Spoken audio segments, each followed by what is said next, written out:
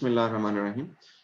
Nutrition concerns इन assisted living रेजिडेंसीज, ये topic हम discuss कर रहे हैं।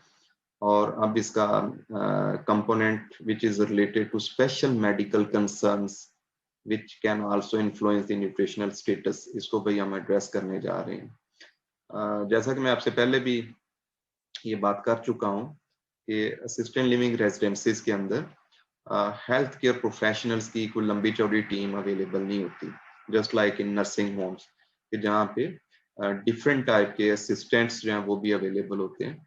और इसके साथ साथ वहाँ पे फूड डायरेक्टर, डाइटिशियन, ये भी फैसिलिटीज अवेलेबल होती हैं। जबकि असिस्टेंट लिविंग एनवायरनमेंट के अंदर ये सारा कुछ जो है ना, ये फिजिशियन के ऊपर डिपेंड कर रहा होता है।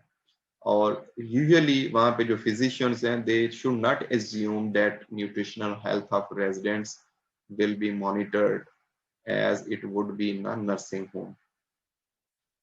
जो फिजिशियन उस फैसिलिटी के साथ कनेक्ट किया जाता है, उसको ये एज्यूम कर लेना चाहिए कि भाई ये यहाँ पे other than me staff available नहीं है जो मुझको हेल्प आउट कर सके डिफरेंट टाइप की असेसमेंट्स के अंदर, बल्कि ये काम जो है वो खुद उसको ही करना होगा।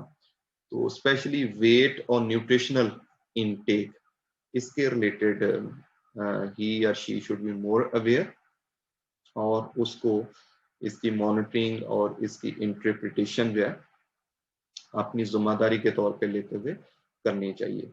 कुछ असिस्टेड लिविंग रेजिडेंसीज ऐसी हो सकती हैं जहाँ पे licensed health professionals like licensed practical nurses, registered dietitians, and occupational therapists. They are associated with these facilities, and in most cases, the licensed health professional functions only in a supervisory role and are present only periodically. यानी अगर उन्होंने एक plus point रखा हुआ है ना कि उनके पास इस तरह का स्टाफ भी अवेलेबल है, तो वो एक सुपरवाइजरी नेचर का होगा। वो वहां पे 24 आवर्स अवेलेबल नहीं होता, पीरियोडिकली वो विजिट करता होगा। ठीक है, तो कहने का मकसद क्या कि आल ही नाल जो है ये वहां पे जो फिजिशियन है ना, उसकी रिक्वायरमेंट बन जाती है कि वो इन चीजों को जहन में रखे। Medication, injection, glucose monitoring, tube feeding are more often performed by medication assistants or the residents themselves as opposed to licensed health professionals. Although some training for such duties is required, in most cases the training consists of a short course, and therefore the knowledge base of these personnel is not extensive. In comparison to nursing homes, it may be difficult for a physician to handle medical symptoms and acute problems over the phone, since a licensed health professional may not be available to make nursing assessments. तो nursing home में तो हो सकता है ना कि support staff available है जो फिजिशियन के साथ टेलीफोन पे भी चीजें डिस्कस कर सकता है और इंस्ट्रक्शंस ले सकता है, लेकिन असिस्टेड लिविंग रेजिडेंसीज के अंदर ऐसी फैसिलिटी ना होने की वजह से इस तरह की असेसमेंट्स जो हैं वो एक्सपेक्ट किया जाता है कि नहीं होंगी। तो अब या तो वहाँ के जो क्या लें कि जो मैनेजर्स हैं, मैनेजमेंट है जो फैसिलिटी की, उसको पीरियोडिकली इस तरह की चीज़ें जो है ना वो लोगों को प्रोवाइड करनी चाहिए। या जिनके केयर गिवर्स हैं, जिनके बड़े वहाँ पे रह रहे हैं, उनको ये चीज़ ध्यान में रखनी चाहिए और आउटसोर्स से उनकी फ्रीक्वेंट जो है ना वो असेसमेंट, स्पेशली न्यूट्रिशनल असेसमेंट जो है वो करवानी चाहिए। मेडिकल कंसर्न्स जो हैं वो डिफरेंट टाइप्स के हो सकते हैं, जिनमें हम जो है वो सबसे पहले मेडिकेशन की बात करेंगे। इंडिविजुअल्स हैं वो डिफरेंट टाइप की मेडिसिन जो हैं वो यूज कर रहे होते हैं। The population living in assisted living is medically weak and disabled, much like the population in nursing homes, with 8 mean number of medications per month for both assisted living and nursing home populations.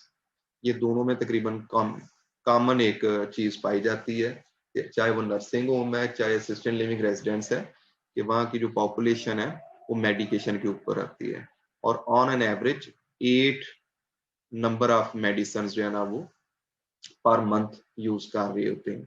यानी महीने में 8 मरतबा उनको different type की medications की जरूरत पड़ती है. 69% residents in assisted living compared with 70% in nursing home settings receive psychotropic medicines. Nervous system के रिलेटेड, नर्वस सिस्टम को काम डाउन करने के लिए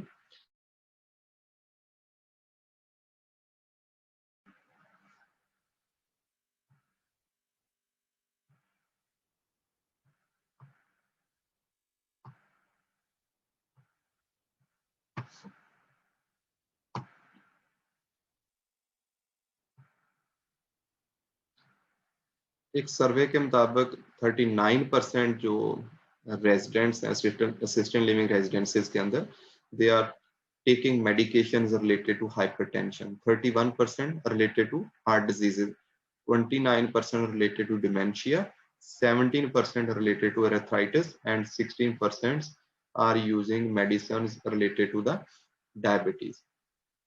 इससे आप अंदाजा लगा लें ऑलमोस्ट 69 to 70% पॉपुलेशन जो है वो साइकोट्रॉपिक मेडिसिन ले रही होती है, और बाकी जो डिफरेंट टाइप के हेल्थ इश्यूज हैं उसके हवाले से भी नंबर मैंने आपके साथ शेयर किया है. Medication review becomes particularly important when malnutrition is present in this frail and highly medicated population. तो मेडिसिन के चूंकि नेगेटिव कॉन्सिक्वेंसेज हो सकते हैं, इसलिए मेडिकेशन का रिव्यू जो है वो कुछ अरसे बाद करना चाहिए, और अगर किसी मेडिकेशन की जरूरत ना रहे तो उसको निकाल देना चाहिए. Many medications commonly used in older adults can lead to malnutrition. For example, non-steroid anti-inflammatory drugs such as ibuprofen. ये भाई आम जो हम बुखार वगैरह हो या पेन हो तो उस वक्त जो हम सिरप यूज करते हैं, and even the new medicines such as celecoxib can cause dyspepsia. जो साइड इफेक्ट्स हैं मैं वो जिक्र करने जा रहा हूँ. डिस्पेप्सिया क्या होता है? इंजेक्शन का प्रॉब्लम जो है, एसिड प्रोडक्शन डिस्टर्ब हो जाती है, ulceration, bleeding and diarrhoea which में decrease the oral fluid intake. तो सिंपल एंटी इंफ्लेमेटरी ड्रग्स लेने से भी खाना पीना जो है वो इफेक्ट हो जाता है. इसके अलावा अल्जाइमर डिजीज के हवाले से मेडिसिन कुछ यूज की जाती हैं जो कि nausea, vomiting, diarrhoea, anorexia and weight loss cause करती हैं. अगर सिंपल एंटीबायोटिक्स यूज की जाएं तो वो भी नोजिया, एनोरेक्सिया, एनोरेक्सिया और लॉस ऑफ टेस्ट सेंसेशन जो है उसको काज करती हैं. तो अल्टीमेटली फूड का इनटेक डिस्टर्ब होगा. Medication related symptoms that may affect nutritional status include nausea, vomiting, anorexia, altered taste and smell, dry mouth, dyspepsia, dysphagia, early satiety, reduced feeling ability through sedation, diarrhea, and hypermetabolism. So these are common symptoms which are associated with the intake of medications, and ultimately they can affect the nutritional status of the residents. The list of offending medications is long and also include commonly prescribed medications such as antidepressants. Primary care physician is the individual who more likely to monitor for adverse drug events. In contrast to nursing homes, pharmacists do not review patient charts in assisted living residences. Nursing homes के अंदर pharmacist होते हैं, वो इस चीज को assess कर रहे होते हैं कि ये एडवर्स इफेक्ट्स तो नहीं काज करेंगी, लेकिन असिस्टेंट लिविंग रेजिडेंट्स के अंदर अगेन ये फिजिशियन की रिस्पॉन्सिबिलिटी गिनी जाती है. Facility may have a specific pharmacy through which they ask patients and families to fill their prescriptions. ये कहाँ पे फैसिलिटी होती है? नर्सिंग होम्स के अंदर. लेकिन असिस्टेंट लिविंग रेजिडेंसीज के अंदर नॉर्मली फार्मेसी की फैसिलिटी नहीं होती. वहाँ पे जो घर वाले हैं ये उनकी ड्यूटी बन जाती है कि वो आउटसोर्स से मेडिकेशन जो है वो उनको हासिल करके इंडिविजुअल्स को प्रोवाइड करें. In many facilities medications are administered by medication assistants rather than licensed nurses. Non-adherence to drug regimen or medication errors may contribute to adverse nutritional effects of medications. अब nursing homes के अंदर simple क्या होता है कि ये वहां पे पिल बॉक्सेस जो है ना वो यूज किए जाते हैं। जैसे यहाँ पे आप देख सकते हैं ना, संडे मंडे ट्यूसडे, ये डिफरेंट डेज के हवाले से और टाइमिंग के हवाले से, मॉर्निंग नून इवनिंग, इस तरीके से पिल बॉक्सेस जो हैं वो पाकिस्तान में भी अब इजीली अवेलेबल है। तो मेमोराइज करना कि भाई डे कौन सा है और उसमें उस दिन की जो मेडिकेशंस हैं उनको प्लेस कर दिया जाता है। The physician should know how much assistance with medication administration is provided. If medications are administered by facility staff, the physician should always review the medications administration records. यानी अगर कोई बंदा असिस्ट कर रहा था तो फिर वो रिकॉर्ड भी मेंटेन कर रहा होगा, और इस रिकॉर्ड को चेक करने की जरूरत इसलिए भी हो जाती है अगर एक फैसिलिटी में एक से ज्यादा फिजिशियंस अवेलेबल हो, तो फिर वो रिकॉर्ड देख के उनको पता चल सकता है कि ये मेडिसिन ऑलरेडी जो है वो यूज कर चुके हैं, to avoid medication errors. Dementia भाई सेकंड जो स्पेशल मेडिकल रिलेटेड कंसर्न जो पाया जाता है असिस्टेंट्स लिविंग रेजिडेंसीज के अंदर, वो डिमेंशिया है, जो कि almost half of the residents जो है वो ऑलमोस्ट पहले हमने 60% का फिगर देखा है, ये इस प्रॉब्लम से सफर कर रहे होते हैं। तो basically dementia is a syndrome and it reflects collection of signs and symptoms associated with the specific health related causes. A national random sample of assisted living facilities in 1998 revealed that 32 to 36% prevalence of moderate to severe dementia. आगे इसकी भाई फिर classes आ जाती हैं dementia की, mild, moderate, severe. तो 32 to 36% residents जो थे उनके अंदर मॉडरेट टू सीवियर या डिमेंशिया नोटिस किया गया। इसी तरह 4 स्टेट्स हैं डिफरेंट, उनमें एक सर्वे कंडक्ट किया गया 1970, 97 और 1998 के दरमियान। तो even 55% residents they were suffering from different degree of dementia, with around 20% having moderate to severe dementia. So weight loss and subsequent malnutrition may be unavoidable part of the natural history of Alzheimer disease and other dementia. तो इस वाले case में जो कि भूल जाने की बीमारी होती है, तो वेट लॉस और फिर वेट लॉस के नतीजे में जो मालन्यूट्रिशन है उसके चांसेस जो है वो इन लोगों के अंदर, इस पॉपुलेशन सेगमेंट के अंदर जो है वो बहुत ज्यादा होते हैं। Whether nutritional interventions can delay functional decline and morbidity is largely untested. इस पे अभी मजीद काम करने की जरूरत है। यहाँ पे मैंने मुनासिब समझा मैं दोनों का आपको फर्क बता दूं। So basically dementia is a syndrome, ये क्लस्टर ऑफ साइंस और सिम्टम्स को रिफ्लेक्ट कर रहा होता है, जबकि अल्जाइमर जो है वो एक डिजीज है, और डिजीज वो होती है कि जिसके टिपिकल साइंस एंड सिम्टम्स होते हैं। Alzheimer is just one type of dementia, the most common type. तो डिमेंशिया एक ब्रॉड क्लास है भाई, और अल्जाइमर उसकी एक फिर आगे सब क्लास कह सकते हैं। The symptoms of Alzheimer and other dementias are significantly overlap. ये आगे हम देखेंगे कि कुछ सिम्टम्स ऐसे हैं कि जो डिमेंशिया में ज्यादा पाए जाते हैं, कुछ अल्जाइमर में पाए जाते हैं, और कुछ ऐसे हैं कि जो दो कॉमनली शेयर करते हैं दोनों। Dementia can have several causes and is potentially reversible. Alzheimer cause is unknown and there is no cure. Dementia and Alzheimer progress in 3 stages like mild, moderate and severe. तो early stage है उसको mild बोलते हैं, दरमियान वाली stage को middle बोलते हैं, और एक्सट्रीम फॉर्म या लेट स्टेज पे जाके जो होती है उसको सीवियर डिमेंशिया या सीवियर अल्जाइमर का नाम दिया जाता है। तीनों के ये दोनों के ये 3 लेवल्स पाए जाते हैं। Treatment of various types of dementia and Alzheimer are similar and have the same goal. The life expectancy of people with dementia depends on the type of dementia, and life expectancy of people with Alzheimer depends on the age and genetic composition. यहाँ पे आप देख सकते हैं ये early Alzheimer और dementia के symptoms हैं, और इसी तरह ये माइल्ड कंडीशन को रिफ्लेक्ट कर रहा है और ये एक्सट्रीम कंडीशन को रिफ्लेक्ट कर रहा है। तो आप यहाँ पे देख सकते हैं कि कुछ हेल्थ इश्यूज जो है वो उनकी ओवरलैपिंग भी आपको नजर आती है और एक्सट्रीम फॉर्म में जाके ऑलमोस्ट ओवरलैपिंग जो है वो 100% के करीब हो जाती है। तो सिंपली अल्जाइमर में फॉरगेटफुलनेस, मिसप्लेसिंग थिंग्स, ये आम सिम्टम्स हैं इसके। और डिमेंशिया वाले केस में आप देख सकते हैं planning difficulty, decision making, anxiety, depression, selfishness, stiffness, इस तरह के सिम्टम्स हैं। और दोनों जो कॉमनली शेयर करते हैं, difficulty in recalling names, confuse, disoriented, ये कॉमन सिम्टम्स हैं जो कि दोनों में पाई जाती हैं।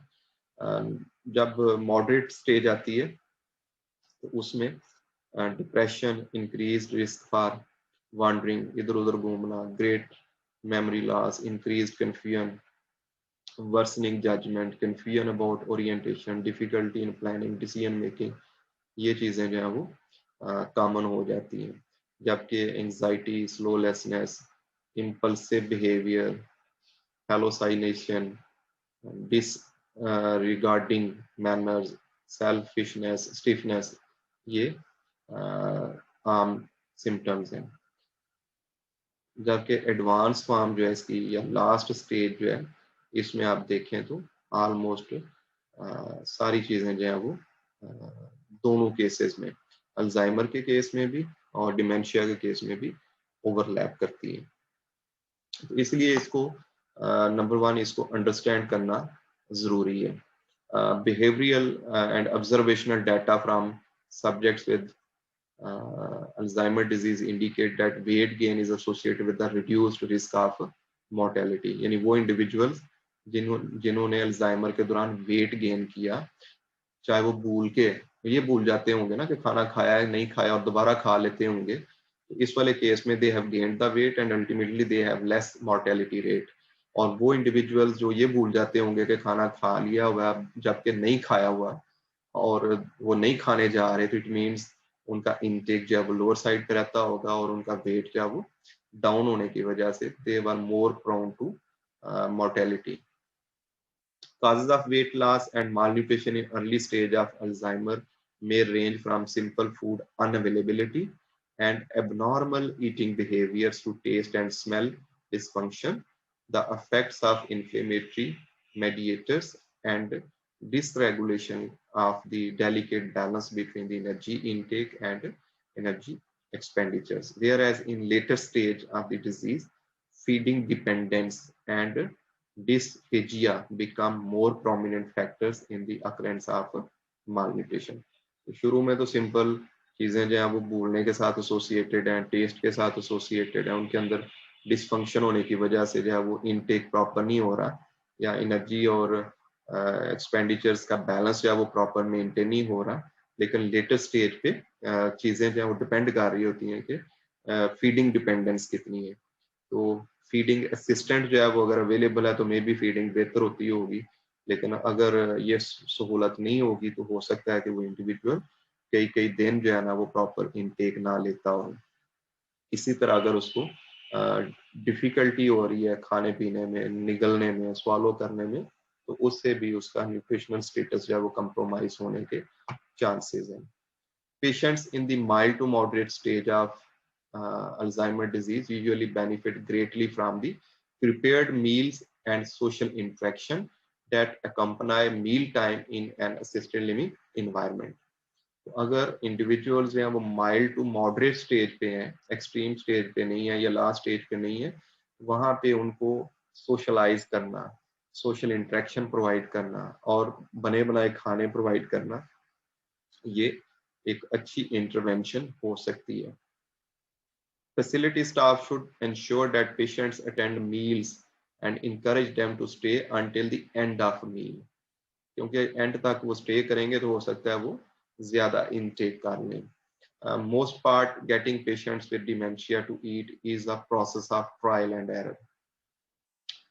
It is important to make sure that food is available not just at meal time but whenever the patient is inclined to eat। Many patients need supervision, constant reminders, and simple directions to complete a meal. तो जितना ज़्यादा staff जब supportive होगा इन चीज़ों के अंदर, उतना ही वहाँ पे खाने का जो इनटेक है वो बेहतर रहने के चांसेस हैं, और अल्टीमेटली जो वेट रिडक्शन और उसके बाद फिर माल न्यूट्रिशन होने के चांसेस हैं, उनको कम किया जा सकता है. Finger foods can be helpful for patients who are challenged by the use of utensils. Similarly, appetite and alertness may be better early in the day. So breakfast becomes the most important meal and should be calorie and nutrient rich. तो जब बंदा देखता ना कि भाई ये दिन के टाइम इसका इंटेक बेहतर होता है इस इंडिविजुअल का, तो फिर दिन के टाइम ही उसको ज्यादा खिलाने की कोशिश की जाए ताकि वो एनर्जी और न्यूट्रिएंट का कोटा जो है उसको पूरा कर सके. उसके अलावा preferred foods can also increase the intake. Liking disliking होती है हर एक की मील के साथ एसोसिएटेड, तो उनको अगर जो उनकी लाइक फूड है, प्रेफर्ड फूड है, वो प्रोवाइड की जाएंगी, तो ultimately the intake will be more. Simplify the environment so that there are few distractions during meal time. It can also be helpful. Improving the setting during meal time by manipulating social and environmental aspects improves food consumption and nutritional status. Soothing dinner music for dementia patient can improve the mealtime agitation and food intake.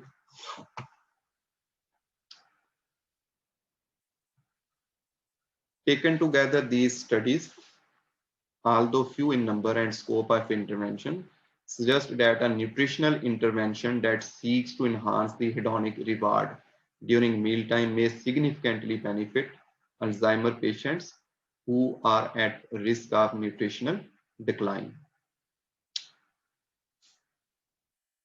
Assisted living facilities may vary in their attention to such factors and their willingness or ability to make changes, but in general, much attention is paid to the quality of dining experience, which is readily observed and appreciated aspect of the care that is provided.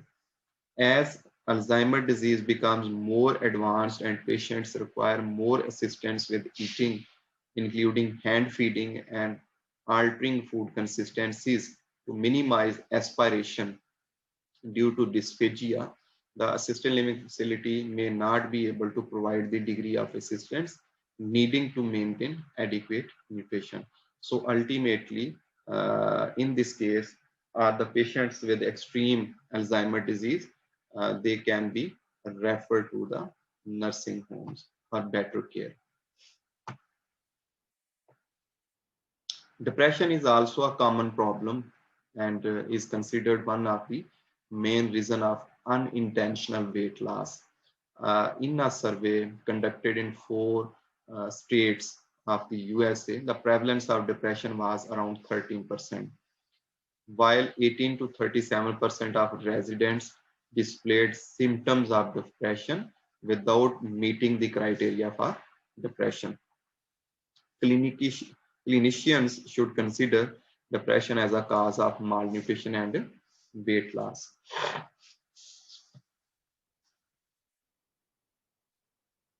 अब depression की अगर आप बात करें तो basically this is feeling of sadness, loss of interest in activities once enjoyed. Common identification क्या है कि डिप्रेशन में बंदे को वो चीज भी बुरी लगती है जो कि उसको किसी दौर में सबसे अच्छी लगती थी. So it is basically negatively affecting how you feel, think and how you eat. तो इसमें ना सिर्फ सोच समझ बल्कि खाना पीना हर चीज जो है उसके अंदर नेगेटिविटी का एलिमेंट जो है वो बढ़ जाता है. Brief depression screens such as Geriatrics Depression Scale and Ewing Depression Scale can help identify symptoms of depression which may otherwise be unnoticed. अब ऐसे परफॉर्मर्स या ऐसे सर्वे फॉर्म अवेलेबल हैं जिनके थ्रू आप डिप्रेशन का लेवल जो है वो मेजर कर सकते हैं. नॉन इन्वेसिव टाइप के टेस्ट अवेलेबल हैं मैंने यहाँ पे 2 से 3 टेस्ट जो है ना वो आपके लिए शेयर किए हैं. In typical nursing homes, hospital-like atmosphere and advanced medical and cognitive problems of the patient population can contribute to poor outlook and depression in some residents. The right type of assisted living environment might provide a more cheerful environment and encourage improved food consumption. तो nursing homes की निस्बत assisted living environment के अंदर depression जो है ना उसको बेहतर तरीके से टैकल किया जा सकता है. There is generally less medical supervision in assisted living residents. It would not be an appropriate living situation for a resident here with severe depression. So just like in case of late stage dementia, individuals suffering from severe depression, the right choice will be nursing homes rather than assisted living residences because less medical supervision available in these settings. These are different type of scales available, for example, geriatric depression scale. And here simply closed-ended questions are asked. Are you basically satisfied with your life? So if someone is saying that no, तो आप अंदाजा लगा सकते हैं कि वो कितना ज्यादा डिप्रेशन में होगा कि जिसको जिंदा रहने का एलिमेंट जो है ना वो जिसका खत्म हो चुका है. Do you feel that your life is empty? Again अगर वो माइल्ड लेवल पे है तो वो कहेगा कि नहीं, लेकिन अगर वो एक्सट्रीम फॉर्म में है तो उसको हर चीज जो है ना वो एंड होती हुई नजर आती होगी. तो यहाँ पे based on how much answers are available in the form of yes and no, you can assess the depression. Similarly, this is another scale available, and this is Zong self-rating depression scale. I have just given the 3 examples here. More scales are also available for this purpose. और अगर कोई बंदा आप में से इस level पे research करना चाहता है तो सिंपल सर्वे बेस्ड स्टडीज ऐसी हो सकती हैं कि जिसमें आप डिप्रेशन की असेसमेंट जो है वो सोसाइटी के डिफरेंट सेगमेंट्स के अंदर कर सकते हैं. इसके अलावा कुछ इंडिविजुअल्स ऐसे हैं कि जिनको क्रॉनिक टाइप की मेडिकल इलनेसेस होती हैं, यानी वो जब दाखिल हुए थे उस असिस्टेड लिविंग फैसिलिटी के अंदर या नर्सिंग होम्स के अंदर और मे बी 8-8 साल 10-10 साल 20-20 साल से वो वहाँ पे रह रहे होते हैं और उनकी वो लॉन्ग टर्म मेडिकेशन जो है ना वो चल रही होती है. लॉन्ग टर्म या क्रॉनिक हेल्थ इश्यूज जो है वो उनके साथ साथ चल रहे होते हैं. अब इस वाले केस में नॉर्मली जो है वो थेराप्यूटिक डाइट्स जो है वो प्रोवाइड की जाती हैं, डाइटरी मॉडिफिकेशंस की जाती हैं. Patients with diabetes may also benefit from the consistent meal schedules and the ability of staff to reliably provide insulin and glucose monitoring at appropriate time. तो नर्सिंग होम में तो ये चीजें ज्यादा बेहतर होती हैं, लेकिन असिस्टेंट लिविंग रेजिडेंसीज के अंदर जो है वो इंडिविजुअल जो है उसको ये चीजें खुद मैनेज करना होती हैं.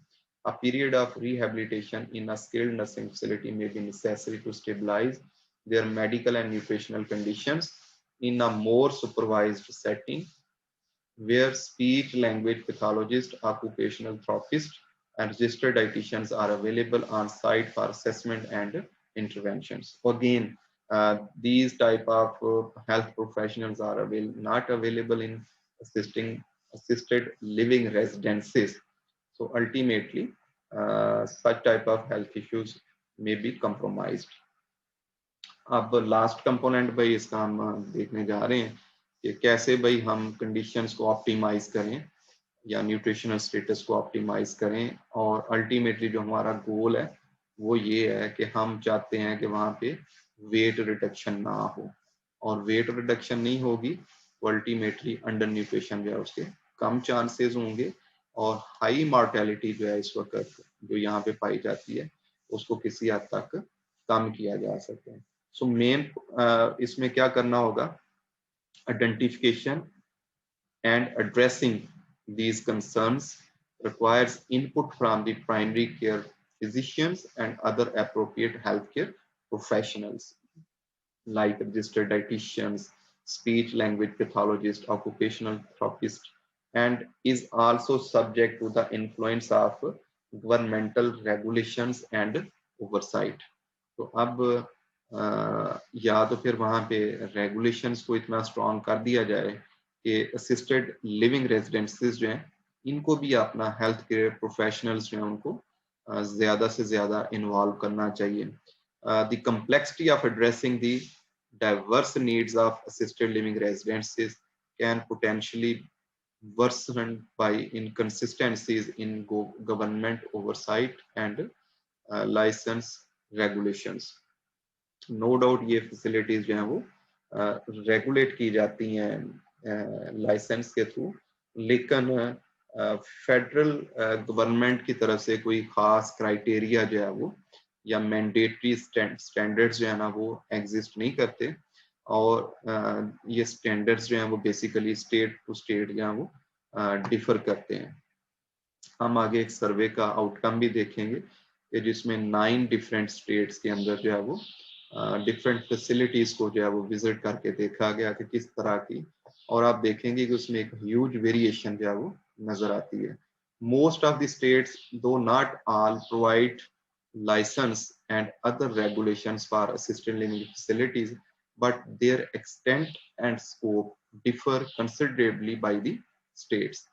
Moreover, the regulations are in a high degree of flux at present.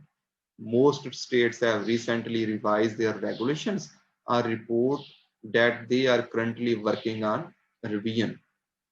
In general, assisted living environments compared to nursing homes are not highly regulated. तो जहाँ पे रेगुलेशन इतनी स्ट्रांग नहीं होगी वहाँ पे लूप होल्स होने के चांसेस जो हैं वो ज्यादा होंगे.